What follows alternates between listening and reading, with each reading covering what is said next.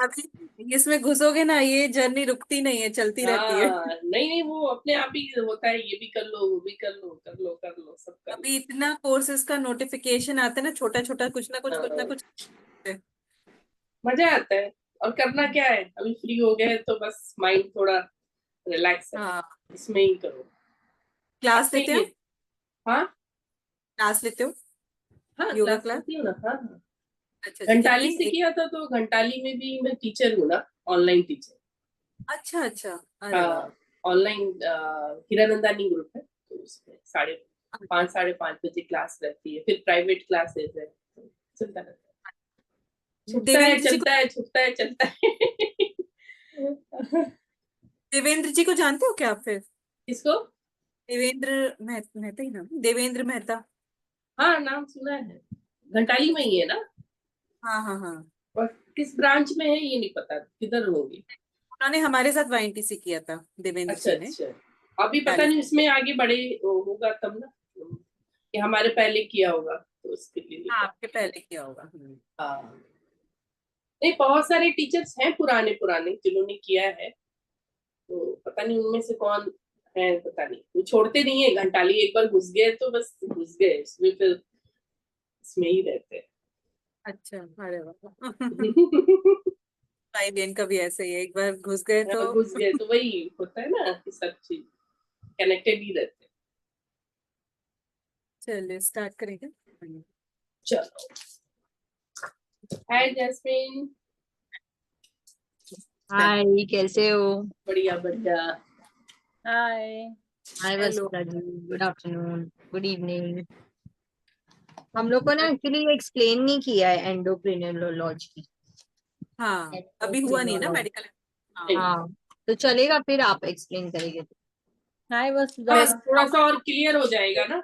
हाँ, थोड़ा और क्लियर हो डॉक्टर जाएगा लोग जैसे। तो आते हैं तो वो तो बहुत सर के ऊपर का पढ़ा के जाते हैं, क्योंकि बहुत हाई हम्म। तो अपने हिसाब से पढ़ाते हैं वो लोग। वैसे किसी डॉक्टर समझ। मनोज चड्डा है आपके, तो मनोज चड्डा तो फिर भी थोड़ा सा ग्राउंड लेवल का पढ़ाते हैं फिर भी। ठीक है। चलिए। एक्चुअली चलो स्टार्ट किया जाए। सारे सेशंस ना 28 तक खत्म कर लेंगे इसी महीने में, जितने मतलब सेशंस कर सकते हैं, क्योंकि उसके बाद वसुधा का अवेलेबिलिटी नहीं है थोड़ा। वसुधा तो प्लीज। थोड़ा बहुत तो निकल जाएंगे, नहीं तो सब में ही रह जाएगा। करते हैं, हो जाएगा, जल्दी जल्दी हाँ कर लेंगे। कहीं हाँ बाहर जा रही हो वसुधा? हाँ, होम टाउन जा रही हूँ। अपने बच्चों को पढ़ा के जाना। अच्छा। मैं बोलने वाली थी, मेरे बच्चों के एग्जाम तो ये 28 तक खत्म हो तो ये जो इतने बच्चे हैं वो कौन है? जाए। चलिए स्टार्ट करते हैं। ठीक है, तो एंडोक्राइन सिस्टम, तो एंडोक्राइन सिस्टम क्या होता है कि जैसे कल हमने नर्वस पढ़ा था, तो नर्वस सिस्टम का भी मेन काम क्या है, कोऑर्डिनेशन का। ठीक है। जब बड़े लेवल पे आ जाते हैं ना, मैनेजर पोस्ट पे, तो काम कुछ नहीं करना होता है। मैनेजर इधर का काम उधर पकड़ाना, उधर का काम इधर पकड़ाना, तो नर्वस सिस्टम का भी यही काम है। तो इन्होंने लिखा है 7 are actually working on the ground, other 2 are bringing coordination. तो नर्वस सिस्टम और एंडोक्राइन सिस्टम ग्राउंड लेवल का वर्क नहीं है, मैनेजर लेवल का काम है। काम आया उसको पकड़ाओ, उसको पकड़ाओ, उसको पकड़ाओ। तो इससे मुझे भी याद है, अभिषेक का भी आज मीटिंग में उस उनकी बॉस जो थी वो यही कह रही थी, अब तुम्हारा पोस्ट बढ़ रहा है, तुम यही काम करना है, खुद कुछ नहीं करना, इधर का उधर देना, उधर का उधर देना है। पर वो ज्यादा मुश्किल है दूसरों से काम करवा के लेना। सही बात है। हम्म। तो नर्वस सिस्टम और एंडोक्राइन सिस्टम कोऑर्डिनेशन और इंटीग्रेशन का काम करते हैं, ठीक है, पूरी बॉडी का। तो नर्वस सिस्टम कैसे काम करता है? इलेक्ट मतलब अपनी नर्व्स का पूरा वो उनका वो है, चैनल है पूरा नर्व्स का, उसके थ्रू वो ट्रांसमिट करके इलेक्ट्रिकल सिग्नल्स ऐसे करता है, इलेक्ट्रोकेमिकल सिग्नल्स के थ्रू। और एंडोक्राइन सिस्टम कैसे काम करता है? वो ब्लड में अपने हॉर्मोन्स सिक्रीट करता है, ठीक है, हॉर्मोन्स कुछ केमिकल्स होते हैं जो टारगेट ऑर्गन पे जाके अपना किसी तरह तो काम करते हैं। अच्छा, एंडोक्राइन और एक्सोक्राइन का डिफरेंस क्या है? एंडोक्राइन क्या होता है और एक्सोक्राइन क्या होता है? कोई बताएगा? Endo endo endo means internal, exo means outer, है ना? हाँ, तो मतलब फर्क क्या होगा? जैसे एक्सोक्राइन ग्लैंड्स होते हैं, क्राइन ग्लैंड्स होते हैं, तो उनमें डिफरेंस क्या होता है? वो कोई कोई पूछ लेता है, इंटीग्रेटिव उसमें आ सकता है। इज इट चक्रास से कुछ रिलेटेड है? नहीं। एंडोक्राइन जो होता है वो डायरेक्टली ब्लड में, मतलब उसके जो भी एंजाइम या हार्मोन्स है वो छोड़ता है directly into the blood. They don't need any duct. हाँ हाँ, डायरेक्टली। इसमें हाँ दो, एक ऐसा है जो ग्लैंड से जो दोनों होते हैं ना, हाँ। एक्सोक्राइन और एंडोक्राइन दोनों ओपिनियन। Mix gland. कुछ तो ग्लैंड है जो एक ही हो, दोनों बोल सकते हैं सेम। कौन सा है वो बताइए? हाँ, मीता जी बोल रहे हैं। जो जैसे पेनक्रियाज होते हैं वो दोनों में आता पेनक्रियास, है। हाँ। हाँ, और एड्रिनल है वो, आई थिंक एंडोक्राइन है। एंडो। हाँ, तो एंडोक्राइन ग्लैंड, एंडो मतलब इनसाइड, एक्सो मतलब आउटसाइड, वो जैस्मिन ने सही बोला। बट जैसे मीता जी ने बोला, एंडोक्राइन ग्लैंड्स डायरेक्ट ब्लड में अपना सिक्रीशन छोड़ देते हैं। जहां पे वो होते हैं तो ब्लड वेसल्स तो सब जगह होती है, डायरेक्ट ब्लड में अपना हार्मोन छोड़ देते हैं। और वो हार्मोन ब्लड के थ्रू पास होके, ब्लड तो पूरी बॉडी में घूमता है, जहां पे उसका टारगेट ऑर्गन होता है, वहां पे टारगेट ऑर्गन पे रिसेप्टर होते हैं उसको अंदर लेने वाले। वो डायरेक्ट ब्लड से उस हार्मोन को अंदर अपने ले लेते हैं। ठीक है। और एक्सोक्राइन ग्लैंड्स क्या करते हैं, वो ब्लड में सिक्रीशन नहीं छोड़ते, उनकी एक खास पाइप्स होती हैं जिन्हें डक्ट्स बोलते हैं, तो वो उन पाइप्स में अपना सिक्रीशन छोड़ते हैं। और एक्सोक्राइन ग्लैंड्स का सिक्रीशन जैसे एंजाइम्स हो गए, तो वो सब होते हैं। और वो अपना सिक्रीशन डक्ट में छोड़ के, वो डक्ट से निकल के मतलब वो पाइप से होके किसी खास जगह जाता है, वो पूरी बॉडी में नहीं घूमता है, इधर से निकला उस पाइप के थ्रू जिधर काम होता है उधर पहुंच जाता है। तो और वो नियर बाय होते हैं अपने टारगेट ऑर्गन के। ठीक है। एंडोक्राइन ग्लैंड्स पूरी बॉडी में कहीं भी हो सकते हैं। जो एक्सोक्राइन ग्लैंड्स जो सिक्रीशन करते हैं, उनका टारगेट ऑर्गन उनके पास में ही होता है। तभी तो वो छोटा सा पाइप, बहुत बड़ा पाइप तो बॉडी में होगा नहीं ना, छोटा सा पाइप के थ्रू जाते हैं। एक और ग्लैंड है जो एंडोक्राइन एंडो एक्सोक्राइन दोनों है। एक तो पैनक्रियाज हो गया, पैनक्रियाज हार्मोन भी सिक्रीट करता है और सिक्रीट करता है एंजाइम्स जो पैनक्रियाटिक डक्ट से अपने इंटेस्टाइन में आ जाते हैं। एक और ग्लैंड है जो दोनों हैं, अगर किसी को याद आए तो। लीवर। नहीं, एक है हमारी ओवरी। ठीक है। ओवरी भी हार्मोन सिक्रीट करती हैं ब्लड में, और ओवरीज एक डक्ट से सिक्रीट करती है फैलोपियन ट्यूब के थ्रू ओवा। तो ओवा इज अ एक्सोक्राइन सिक्रीशन, वो फैलोपियन ट्यूब के थ्रू पास होता है, यूट्रस में आता है। ठीक है। तो ओवरी और पैनक्रियास दो ग्लैंड्स हैं जो एंडोक्राइन भी हैं और एक्सोक्राइन भी हैं।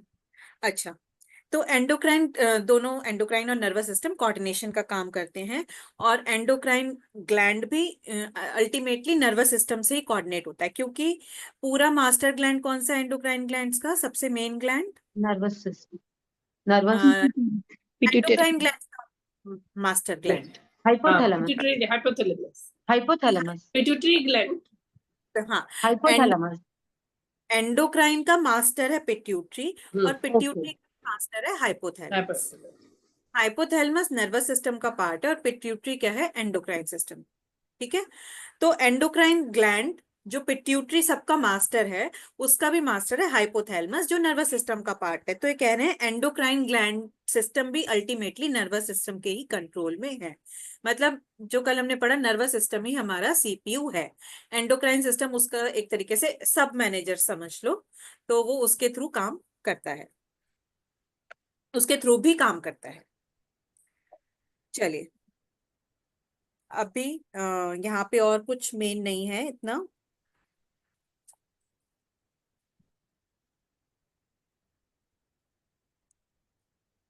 ठीक है। तो हाँ, इसमें फर्स्ट टू पैराग्राफ्स में इतना ही लिखा है, नर्वस सिस्टम और endocrine gland. Now next last paragraph में आते हैं इसके, कि दो टाइप के ग्लैंड्स होते हैं, वही एक्सोक्राइन एंडोक्राइन और मिक्स जो अभी हमने बताया। तो एक्सोक्राइन ग्लैंड्स क्या करते हैं, अपना सिक्रीशन किसी डक्ट के थ्रू भेजते हैं, और ज्यादा दूर नहीं होता है उनका टारगेट ऑर्गन। ठीक है। It is generally not situated too far from the glands. जैसे कि हमारा लिवर हो गया, हमारा सलाइवरी ग्लैंड्स हो गए, और भी बहुत सारे एक्सोक्राइन ग्लैंड्स बहुत सारे होते हैं, और एंडोक्राइन ग्लैंड्स जिनकी कोई डक्ट नहीं होती, डायरेक्ट ब्लड में सिक्रीशन करते हैं, जैसे अपना thyroid gland, adrenal gland. Mix gland में देखो यहाँ पे लिखा है जिनका दोनों फंक्शन होता है, तो एक पैनक्रियास और गोनैड्स। गोनैड्स यानी कि अपने ओवरी और टेस्टिस दोनों आ गए एक्चुअली इसमें, ठीक है। गोनैड्स यानी कि रिप्रोडक्टिव ऑर्गन्स, तो बोथ ओवरीज एंड टेस्टिस। अब एक एक करके धीरे धीरे पढ़ेंगे कि कैसे है वो, ठीक है। अभी एंडोक्राइन ग्लैंड सिक्रीट क्या करते हैं? हॉर्मोन्स, ठीक है। एंडोक्राइन ग्लैंड्स के सिक्रीशन को क्या बोलते हैं? हॉर्मोन्स। तो हॉर्मोन्स क्या हैं? केमिकल्स हैं, पावरफुल केमिकल्स। वो करते क्या है? They alter the activity of their target cells. अपने टारगेट ब्लड के थ्रू अपने टारगेट सेल पे जाते हैं और उसकी कुछ तो फंक्शनिंग को ऑल्टर करते हैं, या तो मतलब उसकी फंक्शनिंग को अफेक्ट करते हैं, ठीक है। Hormone does not initiate a cell's biochemical reaction but adjusts the rate at which they occur. ठीक है। अभी ये सच कोई एग्जाम में पूछने नहीं वाला एग्जैक्टली इस लाइन का मतलब, बट हमें पता होना चाहिए कि एक होते हैं एंजाइम्स और एक होते हैं हॉर्मोन्स। एंजाइम्स क्या करते हैं? जो डाइजेशन होता है, जैसे शुगर को कन्वर्ट करना ग्लूकोज में फर्दर, तो एंजाइम्स क्या होते हैं? केमिकल रिएक्शन में पार्ट लेते हैं, ठीक है।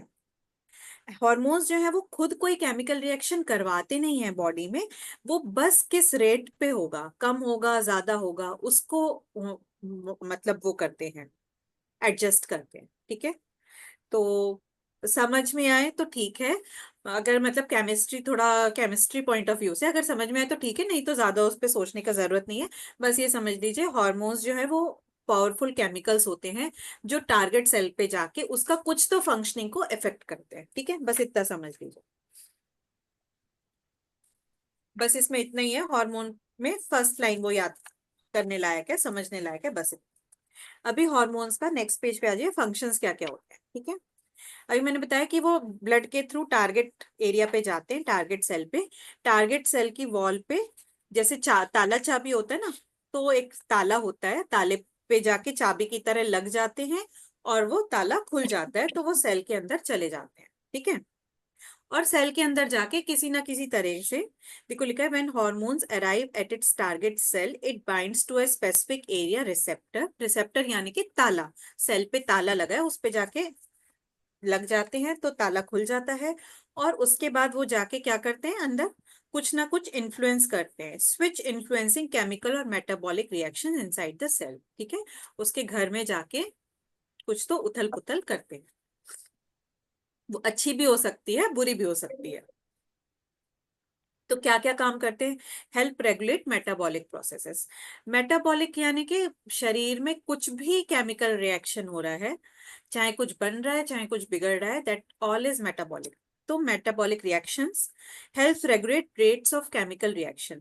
तो ये दोनों एक्चुअली एक ही बातें हैं, ठीक है। आप एक ही लाइन लिखोगे कि मेटाबॉलिक प्रोसेसेस को रेगुलेट करते हैं या केमिकल रिएक्शंस को रेगुलेट करते हैं, दोनों एक ही पॉइंट है, तो एक ही बात लिखोगे चलेगा। मतलब ऐसा मत सोचो कि यहाँ पे 5 पॉइंट हैं और हार्मोन का फंक्शन आ गया तो मुझे ऐसे रट के 5 पॉइंट लिखने हैं, ठीक है। ऐसा नहीं है, एक लिख दीजिए केमिकल रिएक्शंस को वो रेगुलेट करते हैं, ठीक है। देन थर्ड पॉइंट लिखा है aid in transport of substances across membrane, ठीक है। Regulate water and electrolyte balance, play a vital role in reproduction development and growth. अभी इसको कैसे समझते हैं कि कई बार वो सेल के अंदर जाके कुछ ऐसे केमिकल रिएक्शन नहीं करते, बस वो दरवाजे पे वो दरबान की तरह खड़े हो जाते हैं कि किसी को अंदर आने देंगे किसी को बाहर जाने देंगे, तो वो डिसाइड करेंगे कि कौन बाहर जाएगा कौन अंदर जाएगा। तो उनका काम सिर्फ कुछ कुछ हॉर्मोन्स का काम बस दरबान जैसा होता है कि दरवाजे पे खड़े होके वो ये रेगुलेट करेंगे, ठीक है। तो कुछ हार्मोन्स अंदर जाके सेल के केमिकल रिएक्शंस को रेगुलेट करते हैं, कुछ हार्मोन्स अपने दरबान का काम करते हैं कि कौन अंदर आ सकता है कौन बाहर जा सकता है, यही लिखा है ना इसमें, transport of substances across membranes. Regulate water and electrolyte balance. Water and electrolyte balance भी एक तरीके से दरबान का ही काम हो गया कि सेल से कितना पानी बाहर जाएगा, कितना सॉल्ट, इलेक्ट्रोलाइट यानी कि सॉल्ट्स, सॉल्ट यानी कि नमक वाला सॉल्ट नहीं, जो भी केमिस्ट्री में जो सॉल्ट होते हैं, केमिकल सब्सटेंसेस, वो सारे सॉल्ट की कैटेगरी में आते हैं। तो कितना पानी बाहर जाएगा, कितना सॉल्ट अंदर आएगा, वो सबको भी रेगुलेट करते हैं। देन हॉर्मोन्स का भी हम हर एक एंडोक्राइन ग्लैंड का हार्मोन पढ़ेंगे, उसका फंक्शन पढ़ेंगे। तो बहुत सारे फंक्शंस को रेगुलेट कर, हमें पता है कि हार्मोन्स जो होते हैं हमारे रिप्रोडक्शन को रेगुलेट करते हैं, पता है ना। लेडीज में तो वो मेंस्ट्रुअल साइकिल वगैरह सब रेगुलेट होती है, रिप्रोडक्शन रेगुलेट होता है, क्या होता है कहते हैं ना कि केमिकल लोचा है, हार्मोनल लोचा है। तो वो सब कुछ हार्मोन्स रेगुलेट करते हैं। Development and growth, obviously development and growth कितना मतलब कितना बड़ा होगा, ग्रोथ हार्मोन जो है वो डिसाइड करता है कि हमारी हाइट कितनी होगी। जब वो होते हैं कि जब क्या कहते हैं एडोलसेंस आती है, तो जो हमारे रिप्रोडक्टिव हार्मोन्स होते हैं वो ग्रोथ और अपना डेवलपमेंट अफेक्ट करते हैं ना, कि हाँ भाई लेडीज में बस डेवलपमेंट होगा, वो सब कुछ ठीक है। तो हॉर्मोन्स के ये सब फंक्शंस हैं, रटने नहीं है अगर हार्मोन का फंक्शन आ गया तो। अभी हम सारे ग्लैंड्स पढ़ेंगे, हर एक हार्मोन का फंक्शन पढ़ेंगे, तो वो सारे भी आप यहाँ पे लिख सकते हैं, ठीक है। तो अभी फिर से ये एंडोक्राइन ग्लैंड सारे कौन कौन से एंडोक्राइन ग्लैंड है बॉडी में वो बताया है, ठीक है। तो सबसे पहला इन्होंने लिखा है pineal gland, it is attach to the roof of third ventricle. अब थर्ड वेंट्रिकल क्या है, जो हमने कल नर्वस सिस्टम में पढ़ा था कि ब्रेन में 4 अंदर स्पेस होती है, खाली स्पेस, जो शॉक जिनमें फ्लूइड भरा होता है, शॉक एब्जॉर्बर का काम करती है। तो उसमें से एक स्पेस को थर्ड वेंट्रिकल बोला है, तो उसकी रूफ पे अटैच्ड होता है पीनियल ग्लैंड। तो पीनियल ग्लैंड एक्चुअली जिसे हम लोग तीसरी आंख भी बोलते हैं। तो अभी पहले वो बहुत एक्टिव था, अभी जो हमारी जो मतलब जनरेशन तक आते आते मतलब वो बहुत ही वो हो गया है, वेस्टिजियल हो गया है। मतलब इट इज नॉट दैट इतना इफेक्टिव नहीं है, इतना ज्यादा प्रोमिनेंट नहीं है हम लोगों में पीनियल ग्लैंड, ठीक है। पहले के लोगों में तीसरी आंख जो थी बहुत पहले, वो ज्यादा प्रोमिनेंट थी, हम लोग का इतना प्रोमिनेंट नहीं है पीनियल ग्लैंड। देन आता है pituitary gland. Pituitary gland and the hypothalamus act as a unit and are based in the brain, regulating the activity of other endocrine glands. ठीक है, तो pineal gland को आप साइड में रख दो, ठीक है। वो भी ब्रेन में होता है, पिट्यूटरी ग्लैंड भी ब्रेन में होता है, ठीक है, ब्रेन के अंदर ही होता है। और पिट्यूटरी ग्लैंड के ऊपर होता है हाइपोथैलेमस, पिट्यूटरी ग्लैंड हाइपोथैलेमस के नीचे होता है, और वो मास्टर ग्लैंड होता है, सबको कंट्रोल करता है। और पिट्यूटरी खुद भी हाइपोथैलेमस से कंट्रोल होता है। तो ये सर से लेके नीचे तक चल रहे हैं, सबसे ऊपर pineal gland, then pituitary, then आता है हमारे गले में थायराइड और पैराथायराइड ग्लैंड, ठीक है। यहाँ पे भी देखते चले जाओ, डायग्राम में भी बनाए हुए हैं, फिर यहाँ पे लिखे हुए भी हैं इन्होंने, ठीक है। देन और नीचे आते हैं हमारे हार्ट के ऊपर, चेस्ट, हमारा जो ये ब्रेस्ट बोन है इसके पीछे, हार्ट के कहीं तो साइड में ऊपर की तरफ थाइमस ग्लैंड होता है, ठीक है। देन दोनों किडनीज, पीछे की साइड दोनों किडनीज होती हैं दोनों तरफ, किडनीज के जस्ट ऊपर होता है एड्रिनल ग्लैंड्स। तो एड्रिनल ग्लैंड्स 2 होते हैं, ठीक है। देन और नीचे आते हैं, किडनीज से नीचे थोड़ा सा, तो आता है हमारा पैनक्रियाज, जो हमारा इंटेस्टाइन के आसपास कहीं होता है, ठीक है। पैनक्रियाज में इन्होंने काफी कुछ बताया, उसको बाद में देखेंगे जब हम पैनक्रियाज पढ़ेंगे। देन और नीचे हमारा लोअर एब्डोमेन में आते हैं, तो लेडीज में ओवरी और जेंट्स में टेस्टिस, ठीक है। तो जो लास्ट के 2 ग्लैंड्स हमने पढ़े, पैनक्रियाज और ओवरीज और टेस्टिस, ये सारे ये तीनों ग्लैंड्स क्या हैं, एक्सोक्राइन और एंडोक्राइन दोनों है, ठीक है।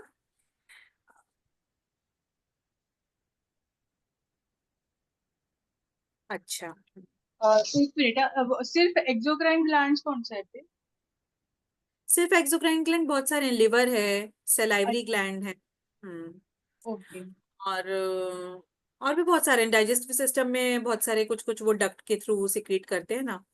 तो हाँ, जैसे एक्चुअली लिवर से बाइल आती है ना, बाइल डक्ट, हाँ हाँ, गॉल ब्लैडर, ओके। कुछ कह रही है। स्किन भी एक्सोक्राइन है ना? स्किन पता नहीं, कह नहीं सकती, स्किन कैसे हुआ। मतलब सब थ्रो आउट करती है ना स्किन, नहीं जो यूज, नहीं नहीं, आई एम नॉट एक्सो sure, I am sweat just होगा आस्किंग। बस, हाँ पसीना जी, जो निकलता है। हाँ, स्वेट नहीं, पर ग्लैंड, वो स्वेट, डक्ट के, हाँ स्वेट ग्लैंड बिना से डकलेस है ना, कुछ नहीं चाहिए हाँ उसमें, अपने आप ही हाँ, निकलता है ना यूरिन और तो ये इट इज सब। एक्सोक्राइन। हाँ। नहीं, तो एक्सोक्राइन के लिए डक्ट चाहिए, हम्म। एंडोक्राइन और डक्टलेस अच्छा। ग्लैंड्स। एक्सोक्राइन वालों को कोई पाइप चाहिए टारगेट ऑर्गन पे जाके काम करने के लिए। तो आई डोंट नो कि स्वेट ग्लैंड्स एक्सोक्राइन होते हैं, वो तो डायरेक्ट यहाँ पे होते हैं, डायरेक्ट यहीं पे मतलब स्किन के नीचे होते हैं, डायरेक्ट स्वेट उनके थ्रू निकल जाता है, तो कोई डक्ट नहीं होती उनमें। तो मेन अगर एक्सोक्राइन ग्लैंड्स का नाम आए तो आप लिवर, सलाइवरी ग्लैंड, ये दो ऐसे इंपॉर्टेंट हैं जो एकदम से दिमाग में आ जाते हैं, ये लिख लीजिए। सलाइवरी ग्लैंड भी देखो डक्ट के थ्रू माउथ में, माउथ के इधर उधर कहीं होते हैं, और पाइप्स के थ्रू अपना सलाइवा जो है वो माउथ में आता है, ठीक है। अभी यहाँ पे पेनक्रियाज में जो लिखा हुआ है और ओवरीज में जो लिखा है वो हम जब उस टॉपिक पे आएंगे ना तभी पढ़ेंगे, ठीक है, एक एक करके देखते हैं। तो एक बार आप डायग्राम में उनका पोजीशनिंग भी देख सकते हैं। अभी पता नहीं शायद वाईएनटीसी में तो नहीं आता डायग्राम का लेबलिंग, टीटीसी में आता था अपने लेबलिंग, तो अभी वाईएनटीसी में नहीं आता है। तो सबसे पहले हम वन बाय वन चलेंगे। पिट्यूटरी ग्लैंड, ठीक है, तो पिट्यूटरी ग्लैंड को हाइपोफाइसिस सेरेब्री भी बोलते हैं, ठीक है। It is a small bean shaped bilobed gland, एक मटर के दाने जितना होता है, बाइलोब्ड होता है, बाइलोब्ड मतलब दो हिस्सों में होता है, ब्रेन के बेस पे हैंगिंग बिलो द हाइपोथैलेमस, ठीक है। और पिट्यूटरी का काम क्या होता है, ये हॉर्मोन्स, ऐसे हार्मोन सिक्रीट करता है जो अदर एंडोक्राइन ग्लैंड्स के हार्मोन को रेगुलेट करते हैं, ठीक है। तो इसका काम सिर्फ रेगुलेटरी हार्मोन सिक्रीट करना है पिट्यूटरी का। तो पिट्यूटरी की दो लोब्स होती हैं, दो हिस्सों में डिवाइडेड होता है, एक एंटीरियर लोब, एक पोस्टीरियर लोब, ठीक है। तो दोनों लोब्स अलग अलग हार्मोन सिक्रीट करती हैं। तो एक एक करके सारे हार्मोन्स देखते हैं। तो एंटीरियर पिट्यूटरी हार्मोन्स मतलब एंटीरियर लोब्स के क्या हार्मोन है, देखो पोस्टीरियर के दो ही हैं, सबसे ज्यादा एंटीरियर लोब के हैं। तो सबसे मेन है उसका ग्रोथ हार्मोन, ठीक है। तो ग्रोथ हार्मोन क्या रेगुलेट करता है, हमारी ग्रोथ, कितनी हाइट होगी, कितना वेट होगा, मतलब वेट इन जनरल नहीं, इन जनरल बॉडी का बिल्डअप कैसे होगा, ठीक है। इसमें लिखा है usually in childhood the growth hormone is secreted in the middle of the night. ये जस्ट ऐसे इंटरेस्टिंग एक फैक्ट है, ज्यादा उसको याद करने की जरूरत नहीं है। So it is very important for, अच्छा, so it is very important for growing children to have proper sleep of 7 to 8, ठीक है। इसलिए इंपॉर्टेंट है कि बच्चे रात को प्रॉपर शेड्यूल होना चाहिए सोने का, क्योंकि वो रात को ही निकलता है, तो बच्चों का प्रॉपर स्लीप नहीं होगा तो वो ग्रोथ हार्मोन सही से वर्क नहीं करेगा। देन आता है एड्रीनोकॉर्टिकोट्रोपिक हार्मोन। तो ग्रोथ हार्मोन डायरेक्ट काम करता है, ग्रोथ हार्मोन किसी और हार्मोन के फंक्शन को रेगुलेट नहीं करता है, ठीक है, डायरेक्ट काम करता है। एड्रीनोकॉर्टिकोट्रोपिक यानी कि वो बना है एड्रीनल ग्लैंड के हार्मोन के नाम पे, ठीक है। तो एड्रीनल ग्लैंड की एक्टिविटी को रेगुलेट करता है एड्रीनोकॉर्टिकोट्रोपिक, ठीक है। तो कॉर्टिकोट्रोपिक वर्ड नहीं भी याद आएगा, एड्रीनोट्रोपिक, एड्रीनोट्रोपिक भी लिख सकते हो आप, या तो ACTH लिख देना, ठीक है। तो पूरा ये सोचा रही है एडिनोकॉर्टिकोट्रोपिक, इसका स्पेलिंग कैसे याद होगा, कैसे सोचेंगे, तो ज्यादा नहीं सोचो, एड्रीनो वर्ड याद कर लीजिए और ACTH, ठीक है। तो ये एड्रीनल ग्लैंड को रेगुलेट करता है। देन थायराइड स्टिमुलेटिंग हार्मोन, उसके नाम में लिखा है थायराइड ग्लैंड को स्टिमुलेट करता है। देन जैसे हमने पढ़े थे ना एंडोक्राइन ग्लैंड में ऊपर से लेके नीचे तक क्या क्या रेगुलेट करता है, ऐसे ही पिट्यूटरी की एंटीरियर लोब का ऊपर से लेके नीचे तक देख लो। सबसे पहले थायराइड में थायराइड स्टिमुलेटिंग हार्मोन, थायराइड को स्टिमुलेट करने के लिए, एड्रिनल को स्टिमुलेट करने के लिए एड्रिनोकॉर्टिकोट्रोपिक हार्मोन। देन हमारे गोनॉड्स को, गोनैड्स यानी कि रिप्रोडक्टिव ऑर्गन्स, उनको स्टिमुलेट करने के लिए गोनाडोट्रोपिक हार्मोन। देन इसका एक और हार्मोन है प्रोलैक्टिन और लैक्टोजेनिक हार्मोन और ल्यूटोट्रोपिक हार्मोन। तो इसके नाम में ही है लैक्टोजेनिक, प्रोलैक्टिन, ये क्या रेगुलेट करता है, स्टिमुलेट प्रोडक्शन ऑफ मिल्क, मतलब जो नर्सिंग मदर्स हैं उनमें मिल्क का प्रोडक्शन स्टिमुलेट करता है, यानी कि होगा उससे। देन है मेलानोसाइट स्टिमुलेटिंग हार्मोन, इसको MSH भी लिख सकते हैं। तो मेलेनोसाइट वर्ड से ही आ रहा है, साइट मतलब सेल, मेलेनो मतलब मेलेनिन। तो मेलेनिन बनाने वाले सेल को स्टिमुलेट करके मेलेनिन का सिक्रीशन स्टिमुलेट करता है ये। ठीक है। ऐसा तो नहीं इसी की कमी से वो कुछ लोगों की बॉडी हम्म, पूरी वाइट वाइट रहती है बर्थ से ही? हाँ हो सकता है, जो कुछ लोगों को होता है ना वो वाइट होते हैं, पर एग्जैक्टली कह नहीं सकते, उसके बहुत सारे रीजंस होते हैं। कि जो अभिषेक पूछ रहे कि कुछ लोग होते हैं ना बिल्कुल वाइट होते हैं, उनके अंदर ऐसा लगता है कि है ही नहीं मेलानिन, तो इसकी कमी से तो नहीं हो सकता है, ये भी एक कारण हो, और भी बहुत सारे कारण होते हैं। अच्छा कैंसर इसमें कैंसर का कुछ रिलेशन है ना, मेलेनिन प्रोड्यूस नहीं होता है तो समथिंग लाइक दैट। वो तो स्किन कैंसर होता है। मतलब जिन लोग का कम मेलेनिन होता है उनको स्किन कैंसर होने के चांसेस ज्यादा रहते हैं, क्योंकि मेलेनिन हमारा यूवी रेज से प्रोटेक्ट करता है, सन की जो हार्मफुल यूवी यूवी रेज होती है ना। तो इसलिए जो लोग गोरे लोग होते हैं उनमें स्किन कैंसर होने का चांसेस, जैसे अपन के गोरे नहीं, जो यूएस अमेरिका में वगैरह उधर साइड स्किन कैंसर ज्यादा प्रेवलेंट है। अच्छा गोनेडोट्रोपिक में दो नाम लिखे हुए हैं, वो भी देख लेते हैं, एलएच एंड एफएसएच। तो एलएच में लिखा है ल्यूटिनाइजिंग हार्मोन एंड एफएसएच में लिखा है follicle stimulating hormone which stimulate the production of sex hormones, gametes and the development of sex organs. तो अगेन बहुत सारे वर्ड्स है साइंटिफिक, कंफ्यूज नहीं होने का। अगर रिप्रोडक्टिव सिस्टम किसी को याद है तो जैस्मिन ऐसे देख रही है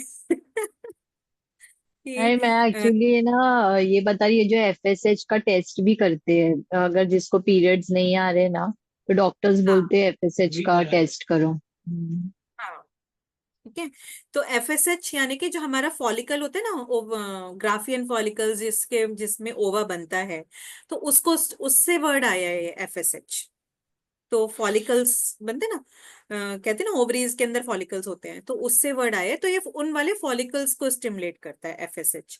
और ल्यूटिनाइजिंग हमने पढ़ा, अगर याद होगा, कि जब वो ओवा सिक्रीट कर देते हैं तो वो कॉर्पस ल्यूटियम बन जाता है, और वो ल्यूटियम ओवा सिक्रीट करने से पहले वो एस्ट्रोजन सिक्रीट कर रहा होता है। ऐसा होता है ना कि हमारी साइकिल में फर्स्ट 15 डेज एस्ट्रोजन सिक्रीट होता है, और बाद में एस्ट्रोजन कम होता है, प्रोजेस्ट्रॉन बढ़ता है। तो शुरू में एस्ट्रोजन के सिक्रीशन के टाइम पे वो फॉलिकल्स होते हैं, उसको स्टिमुलेट करता है एफएसएच यानी कि फॉलिकल स्टिमुलेटिंग हार्मोन। जब ओव्यूलेशन हो जाता है तो वो फॉलिकल जो होते हैं वो कॉर्पस ल्यूटियम में कन्वर्ट हो जाते हैं, तो उस ल्यूटियम वर्ड से ल्यूटिनाइजिंग हार्मोन आया है। तो ल्यूटिनाइजिंग हार्मोन ल्यूटियम को, कॉर्पस ल्यूटियम को स्टिमुलेट करके प्रोजेस्टेरॉन का सिक्रीशन करता है। तो इसलिए ये दोनों का भी टेस्ट होता है, मतलब अपना कौन सा एस्ट्रोजन प्रोजेस्टेरॉन के टेस्ट के साथ साथ एफएसएच का भी, जैसे जैस्मिन कह रही है ना कि एफएसएच का भी टेस्ट होता है, तो इन दोनों हार्मोन्स का भी टेस्ट होता है। जैसे अभी थायराइड का कोई टेस्ट करवाता है तो पहले लोग सिर्फ T3 T4 करते थे, पर जिसका सही नहीं आता, कुछ गड़बड़ होता है, तो डॉक्टर टीएसएच भी बोलते हैं कि टीएसएच का भी टेस्ट करो, क्योंकि ये दोनों गड़बड़ है तो अल्टीमेटली ऊपर वाला में कुछ गड़बड़ी है। ठीक है। तो गोनेडोट्रोपिक यानी कि ल्यूटिनाइजिंग और एफएसएच जो हमारे, आपको ये सब याद नहीं आएगा तो लिख देना, जो प्रोजेस्टेरॉन और एस्ट्रोजन को रेगुलेट करते हैं उनके सिक्रीशन को, या फिर हमारे रिप्रोडक्टिव ऑर्गन्स को रेगुलेट करते हैं। अच्छा प्रोलैक्टिन हार्मोन के बहुत सारे नाम हैं। तो एक तो प्रोलैक्टिन और लैक्टोजेनिक। लैक्टोजन तो याद रहेगा, लैक्टोजन मिल्क भी होता है, वो आता है ना, लैक्टोजन का डब्बा भी आता है, पर इसका एक नाम और है ल्यूटोट्रॉफिक। तो ल्यूटोट्रॉफिक को एलटीएच वर्ड दिया हुआ है, और उधर ल्यूटिनाइजिंग जो ऊपर है वो एलएच है, तो कई बार ये कंफ्यूजिंग हो जाता है, ल्यूटोट्रॉफिक और ल्यूटिनाइजिंग। तो उस पे ध्यान देके याद करने का जरूरत है थोड़ा सा। ठीक है, तो कंफ्यूज नहीं होने का। अभी एक और कंफ्यूजिंग फैक्टर आएगा नीचे। तो ये थे एंटीरियर पिट्यूटरी के हॉर्मोन्स। देन आए पोस्टीरियर पिट्यूटरी के, दो लोब्स होती हैं। तो पोस्टीरियर पिट्यूटरी के दो ही हैं, एक तो एडीएच और एक ऑक्सीटोसिन। ठीक है, एडीएच यानी कि एंटी डायूरेटिक हार्मोन, इसे वैसोप्रेसिन भी बोलते हैं। तो एंटी डायूरेटिक, डायूरेटिक मतलब यूरिन पास करने वाली, एंटी यानी कि उसका उल्टा। ठीक है, यूरिन कम पास करना। तो ये कंट्रोल करता है amount of water passed by the kidney, मतलब किडनी के थ्रू कितना वाटर पास करेगा उसको रेगुलेट करता है। ठीक है, तो एंटी डायूरेटिक, यूरिन का प्रोडक्शन तो प्रॉपर होगा, उसमें कितना पानी जाएगा उसको रेगुलेट करता है, और इसे वेसोप्रेसिन भी बोलते हैं। देन ऑक्सीटोसिन, ऑक्सीटोसिन क्या करता है, ऑक्सीटोसिन को लिख लीजिए बर्थ हार्मोन भी बोलते हैं, ब्रैकेट में आप लोग लिख सकते हो। It controls the movement of uterus during child birth, इसका मेन काम, वैसे तो पूरे टाइम ही रिलीज होता है, बट मेन काम होता है इसका चाइल्ड बर्थ के टाइम पे एक्सेस सिक्रीशन होता है, जब लेबर आता है तो यूट्रस का कॉन्ट्रैक्शंस हो और लेबर स्मूथ हो, उसके लिए काम होता है ऑक्सीटोसिन का। और जैसे ही बच्चा बाहर निकलता है वैसे ही मिल्क सिक्रीशन चालू हो जाता है। ठीक है, कितना मतलब ये वो है ना कि सरप्राइजिंग कि मिल्क पहले भी था, बन रहा होगा ना अंदर, बट जैसे ही लेबर हुआ और मिल्क सिक्रीशन स्टार्ट हो जाता है, तो वो मिल्क सिक्रीशन कौन रेगुलेट करता है? ऑक्सीटोसिन। ठीक है, अच्छा ऑक्सीटोसिन और ऊपर प्रोलैक्टिन, इन दोनों में क्या अंतर है? ये ऐसा क्वेश्चन आता है और बहुत गलतियां होती हैं उसमें। ऑक्सीटोसिन लेबर के लिए, और नहीं, ऑक्सीटोसिन लेबर के लिए यूजफुल है, और ये जो लैक्टेशन के लिए है, लैक्टिंग मिल्क प्रोडक्शन के लिए। हाँ, नहीं ऑक्सीटोसिन में भी लिखा है ना, it releases of milk during breast feeding. Prolactin एक हार्मोन है और ये ऑक्सीटोसिन क्या है?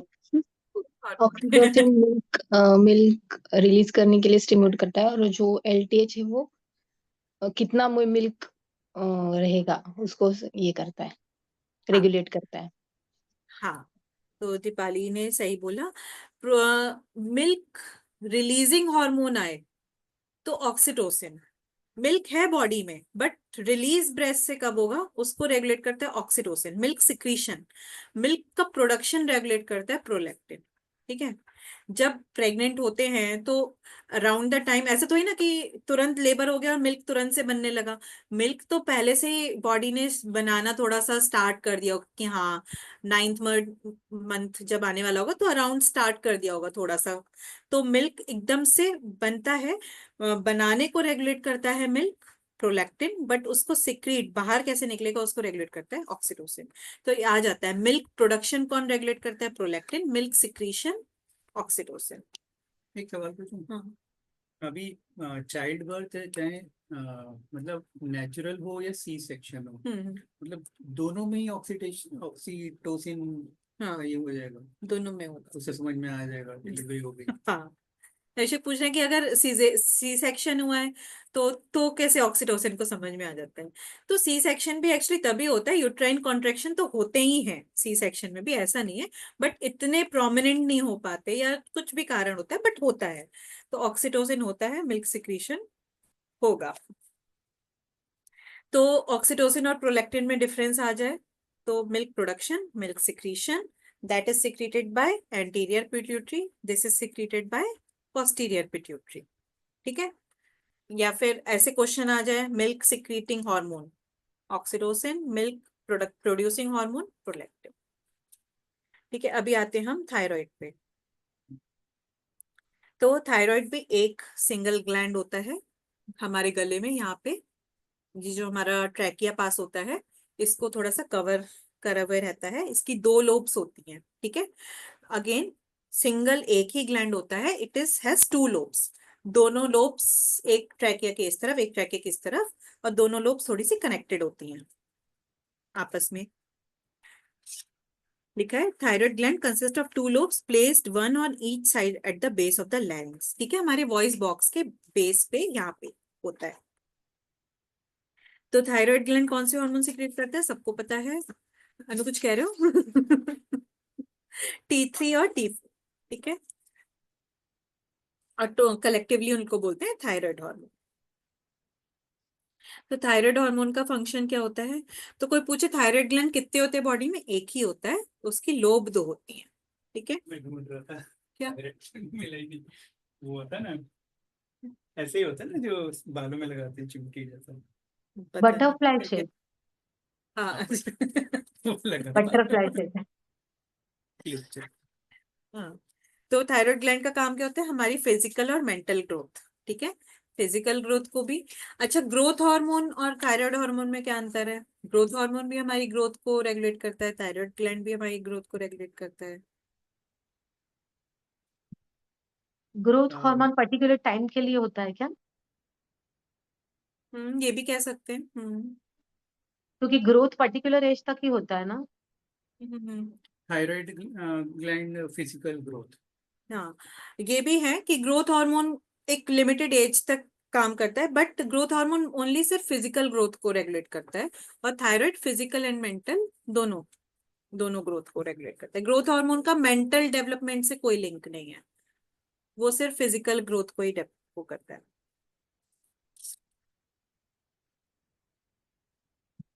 मेंटल ग्रोथ से मतलब ज्यादा लिंक नहीं है, थोड़ा बहुत होगा। Thyroid is more concern with mental development.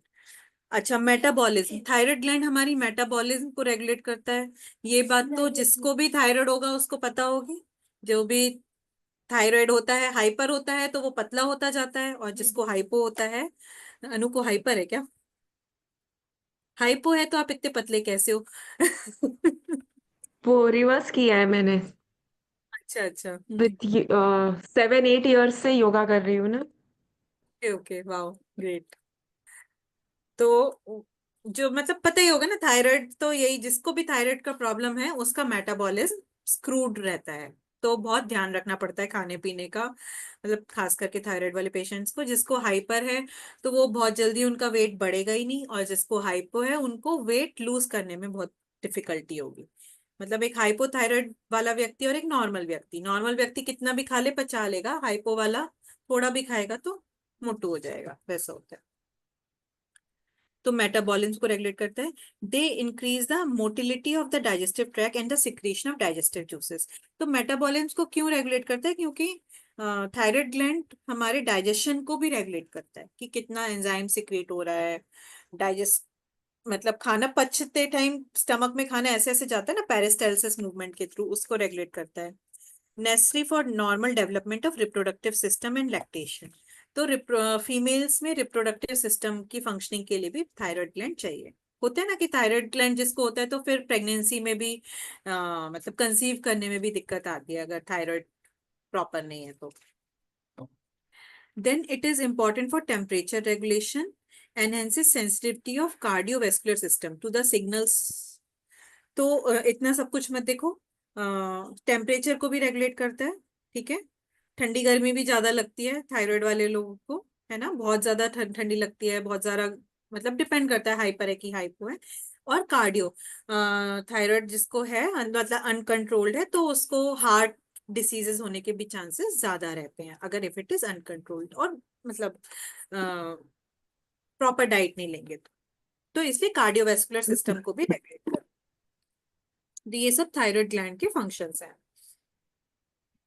Then होता है पैराथायराइड ग्लैंड। तो पैराथायराइड चार होते हैं, चार छोटे छोटे मटर के दाने जितने, ठीक है, पी से याद कर लो, पी से पैराथायराइड। तो वो चार, दो इधर होते हैं, ठीक है। और वो क्या प्रोड्यूस करते हैं? पैराथायराइड हार्मोन, ठीक है, वो तो इजी है। पैराथायराइड ग्लैंड, पैराथायराइड हार्मोन, इसे पीटीएच भी बोलते हैं। अब यहाँ पे पूरा एक वो फ्लो चार्ट दिया हुआ है, इसको देखने का जरूरत नहीं है फ्लो चार्ट को। मतलब ऐसा कुछ खास है भी नहीं। मतलब हाइपोथैलेमस रेगुलेट करता है पिट्यूटरी को, पिट्यूटरी रेगुलेट टीसीएच से थायराइड को रेगुलेट करता है, ठीक है। और थायराइड थायराइड अल्टीमेटली हमारी बहुत सारी ग्रोथ, मेटाबॉलिज्म और हार्ट रेट को रेगुलेट करता है। तो हाइपोथैलेमस ने सिक्रीट किया thyrotropin releasing hormone. Thyrotropin releasing hormone जो हमारे टीएसएच को भी कंट्रोल करता है, क्योंकि हम कहते हैं ना हाइपोथैलेमस सिक्रीट रेगुलेट करता है पिट्यूटरी को, तो वो रिलीज करता है टीएसएच रेगुलेटिंग हार्मोन टीआरएच, और पिट्यूटरी सिक्रीट करती है टीएसएच थायराइड स्टिमुलेटिंग हार्मोन, और टीएसएच रेगुलेट करता है थायराइड से टी3 और टी4 का सिक्रीशन। ज्यादा उसमें ध्यान देने की जरूरत नहीं है, बस जस्ट फॉर अंडरस्टैंडिंग। अच्छा, पैराथ हार्मोन का काम क्या होता है? पैराथायराइड हार्मोन को पैराथ हार्मोन भी बोल सकते हैं। वो कैल्शियम और विटामिन डी की मेटाबॉलिज्म को रेगुलेट करता है, ठीक है। तो पैराथ हार्मोन यानी कि कैल्शियम मेटाबॉलिज्म। पैराथॉर्मोन वर्ड जहां पे भी याद आए तुरंत से क्लिक होना चाहिए कि it regulates our calcium metabolism. Then again यहाँ पे फ्लो चार्ट दिया हुआ है, देखने की जरूरत नहीं है, वो यही दिखाया हुआ है कि कैसे वो कैल्शियम मेटाबॉलिज्म रेगुलेट करता है। किडनी से कैल्शियम ज्यादा कम, वो no need to remember it. Adrenal, parathormone word लिखा नहीं है वसुधा जी इधर पेज हाँ नंबर लिखा, 7 में। हाँ लिखा नहीं है बट बोल सकते हैं, बोलते हैं पैराथॉर्मोन भी ओके। बोल, ठीक है। मतलब आप पैराथायरॉयड हार्मोन, पैराथॉर्मोन दोनों बोल सकते हो। एड्रीनल ग्लैंड्स आते हैं। अब एड्रीनल ग्लैंड्स किडनी के ऊपर होते हैं, दो एड्रीनल ग्लैंड्स होते हैं, ठीक है। थायराइड ग्लैंड एक होता है, पिट्यूटरी एक होता है, पैराथायरॉयड 4 होते हैं, और एड्रीनल ग्लैंड्स 2 होते हैं बॉडी में, एक एक किडनी के एक एक ऊपर। तो इन्हें सुप्रा रीनल भी बोलते हैं। रीनल वर्ड किडनी से रिलेटेड है ना, रीनल यानी कि किडनी, तो किडनी के ऊपर इसलिए सुप्रा रीनल बोलते हैं। तो ये कैसे होते हैं, जैसे किडनी को टोपी पहना दिया है, किडनी के ऊपर टोपी की तरह ट्रायंगल शेप बर्थडे कैप की तरह लटके हुए रहते हैं, ठीक है। और ये 2 पार्ट्स में होता है। तो इसकी 2 लोब्स नहीं होती हैं, मतलब इसके ऊपर एक कवरिंग होती है जिसे कॉर्टेक्स बोलते हैं, अंदर उसके मेड्यूला होता है,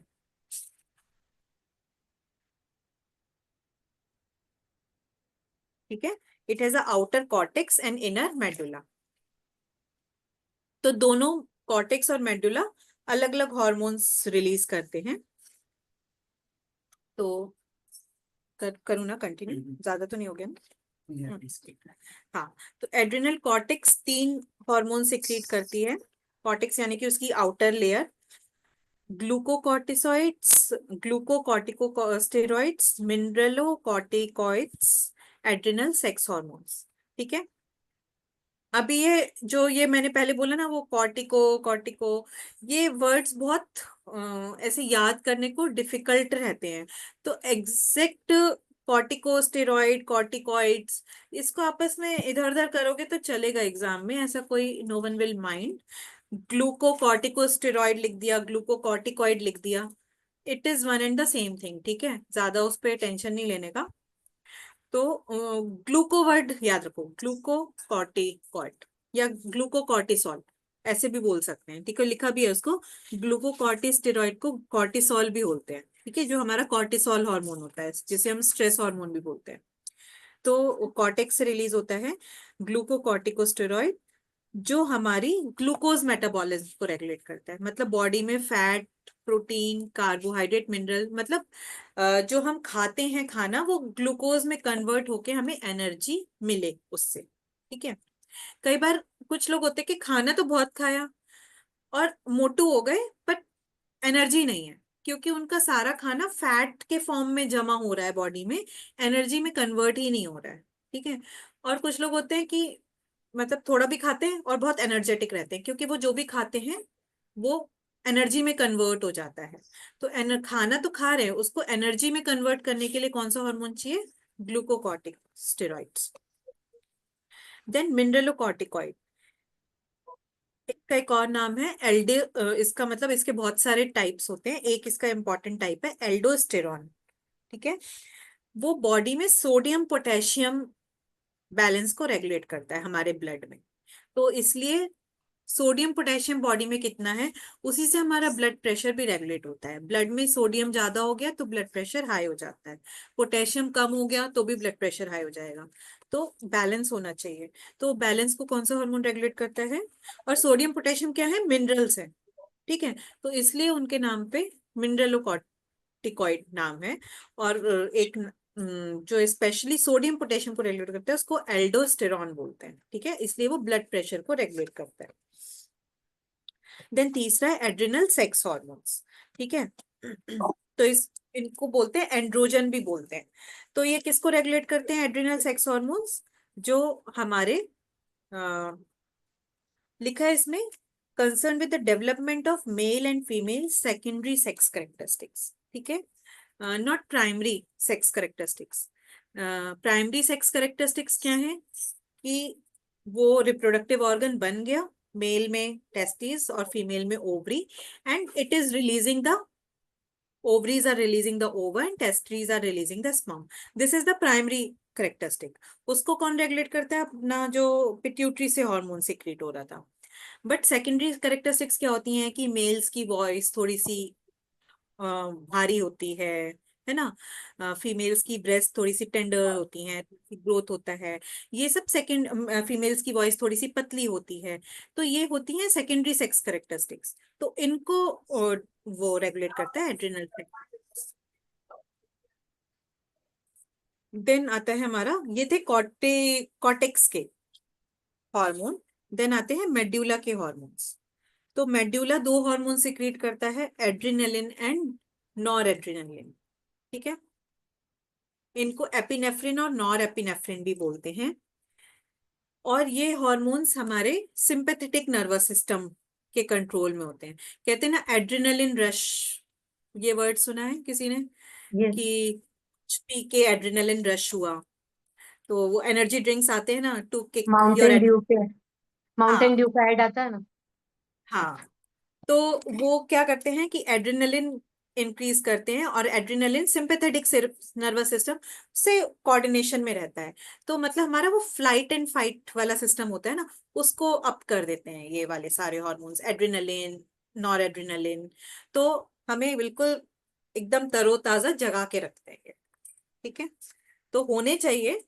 तो in stressful situations these hormones are activated to adjust stress response. तो होना भी चाहिए।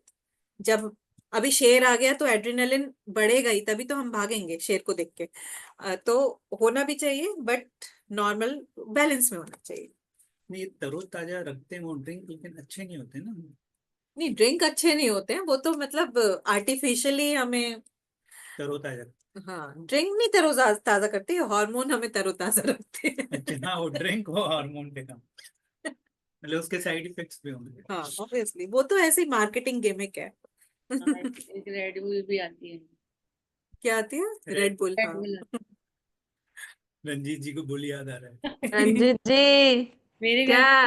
मेरे घर में बहुत आती है, इसलिए मुझे पता है। हाँ,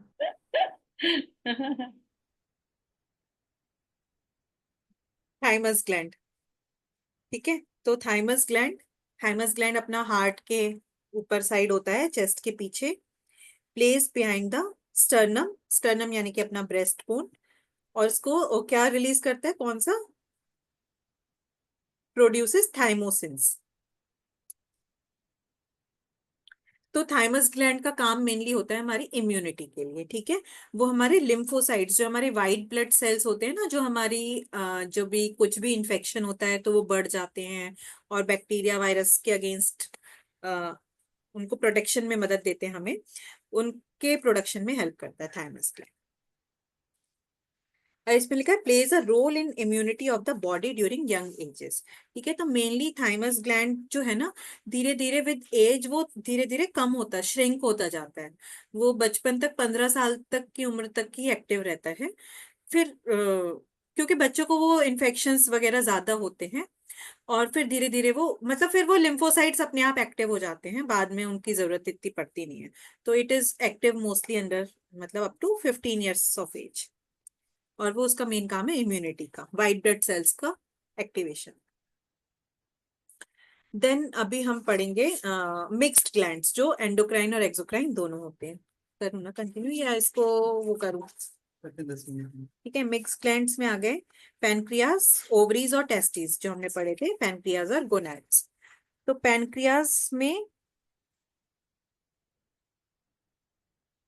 पैनक्रियाज एक तो हमारा पैनक्रियाटिक जूस भी सिक्रीट करते हैं, जो इंटेस्टाइन में जाके डाइजेशन में हेल्प करता है। That is a exocrine function of pancreas. ठीक है, अब पैनक्रियाज में कुछ खास सेल्स होते हैं जिनको बोलते हैं आइलेट्स ऑफ लैंगरहंस। ठीक है, लंगर से याद कर लो Ranjit ji. Islets of Langerhans. तो वो क्या सिक्रीट करते हैं, कौन सा हार्मोन? पैनक्रियाज का सबसे इंपॉर्टेंट हार्मोन कौन सा है सबको? इंसुलिन। इंसुलिन। इंसुलिन। तो आइलेट्स ऑफ लैंगरहैंस में भी दो प्रकार के सेल होते हैं, मतलब आइलेट्स ऑफ लैंगरहैंस सेल्स का गुच्छा होते हैं। उनमें दो प्रकार के सेल्स होते हैं, एक अल्फा सेल्स और beta cells. Beta cells insulin secrete करते हैं, और अल्फा सेल्स सिक्रीट करते हैं ग्लूकागॉन।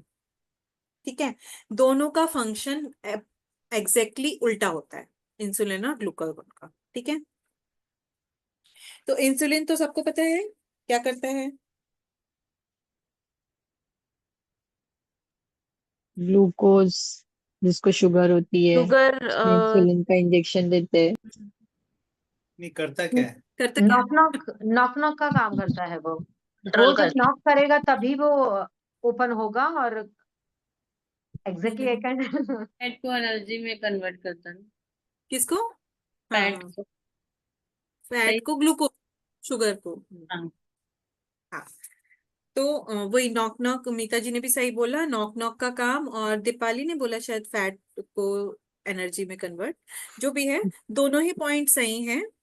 तो इंसुलिन क्या करता है, ऑब्वियसली ब्लड के थ्रू पूरी बॉडी में जाता है, हर एक सेल के, ब्लड में ग्लूकोज घूम रहा है ना, ग्लूकोज तो ब्लड में है। अभी सारा हमने जो भी खाना खाया पेट से इंटेस्टाइन में गया, इंटेस्टाइन में सब डाइजेस्ट होके जो भी फैट फैट भी अल्टीमेटली ग्लूकोज में कन्वर्ट हो गया, अगर स्टोर होना है तो स्टोर भी हो गया जहां जाके, और कार्बोहाइड्रेट्स तो ग्लूकोज में कन्वर्ट हो ही गए। अब वो ग्लूकोज सारा आ गया इंटेस्टाइन से ब्लड में, अब वो ब्लड में है, अब हर एक सेल को एनर्जी के लिए चाहिए ग्लूकोज, ठीक है। अब वो ग्लूकोज ब्लड में तो है, और इंसुलिन भी ब्लड में है, और हर एक सेल को ग्लूकोज चाहिए। तो ग्लूकोज खुद जाने में जा नहीं सकता सेल के अंदर, उसको इंसुलिन की मदद चाहिए, ठीक है। तो इंसुलिन पहले सेल के ऊपर एक ताला लगा होता है, जिसपे इंसुलिन जाके चिपकता है, वो चाबी खोलता है, इंसुलिन के पास ही चाबी है सेल की, ग्लूकोज के पास चाबी है ही नहीं सेल की, ठीक है।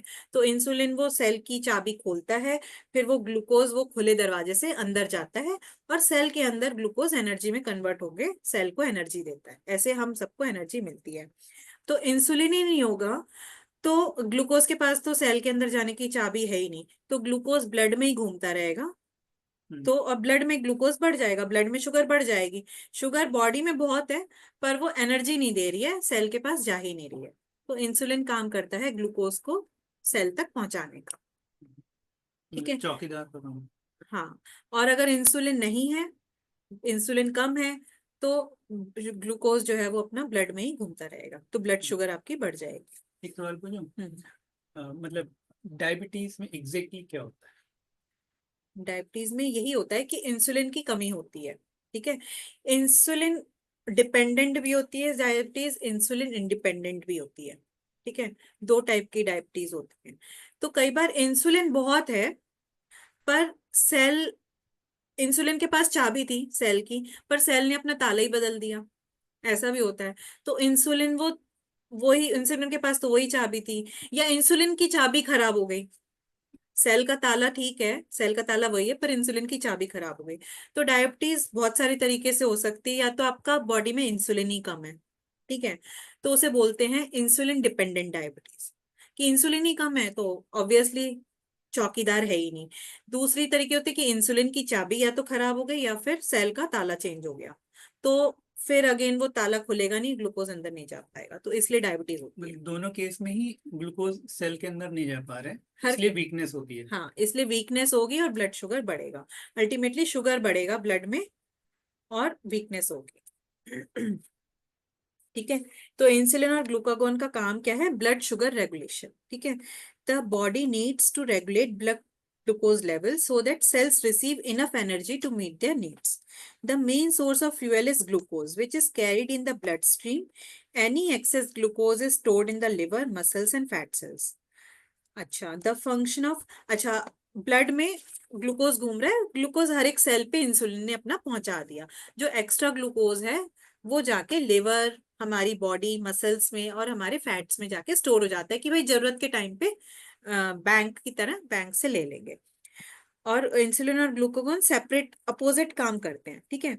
Insulin helps to reduce the level of glucose in the blood, rather assist entry of glucose inside the cell, thereby it is used by the cells for energy formation। समझ में आया, इंसुलिन ग्लूकोज को assist करता है cell के अंदर पहुंचाने में, और सेल में ग्लूकोज जो है, सेल ग्लूकोज को एनर्जी के लिए यूज कर लेता है, और जो एक्स्ट्रा ग्लूकोज है वो जो बच गया ग्लूकोज ब्लड में एक्स्ट्रा, ठीक है, हर एक सेल के पास पहुंच गया, वो लिवर में मसल्स में ग्लाइकोजन की फॉर्म में स्टोर हो जाता है। तो ग्लाइकोजन क्या है, एक तरीके से ग्लूकोज का बैंक बैंक में डिपॉजिटेड ग्लूकोज, ठीक है, या फिर फैट।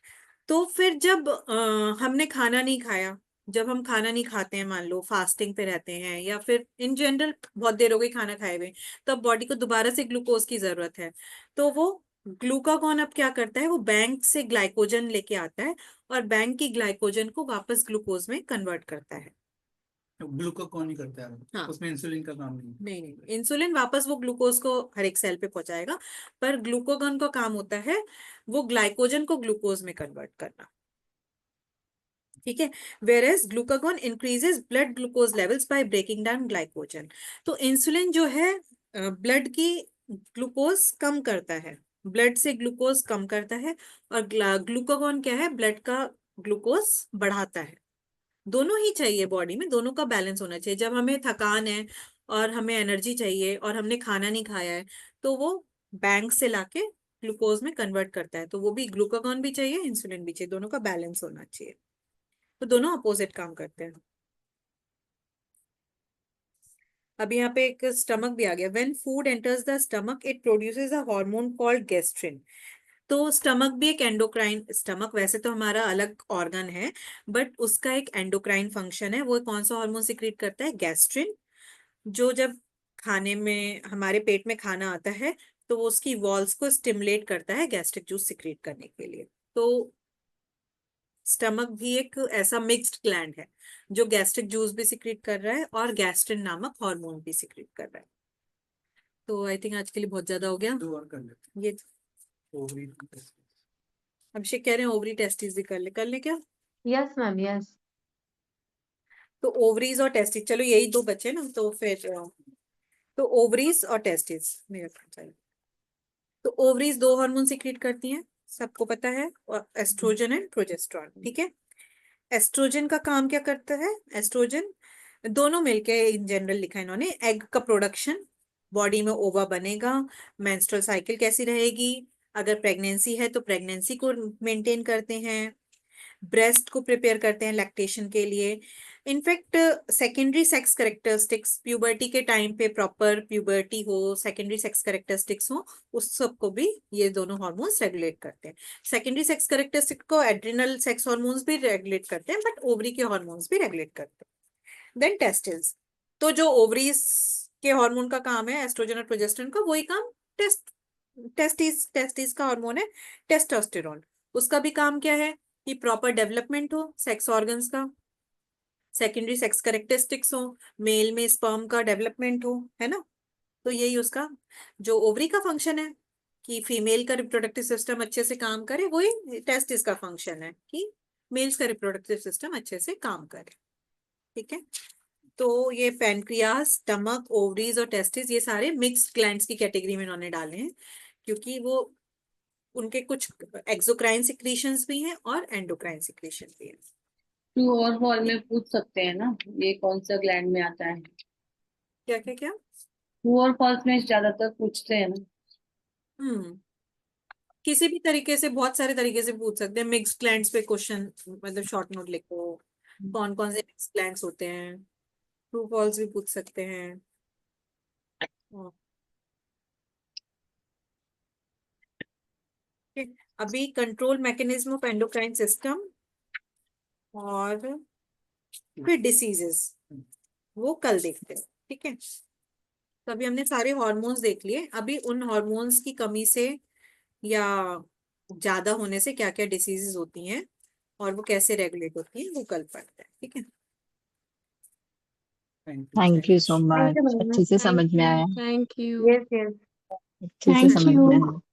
Thank you. बहुत अच्छे से समझाया, thank you. Yes yes, very well explain ma'am, thank you so much. Most welcome. See you thanks for tomorrow. Your precious time. Most welcome.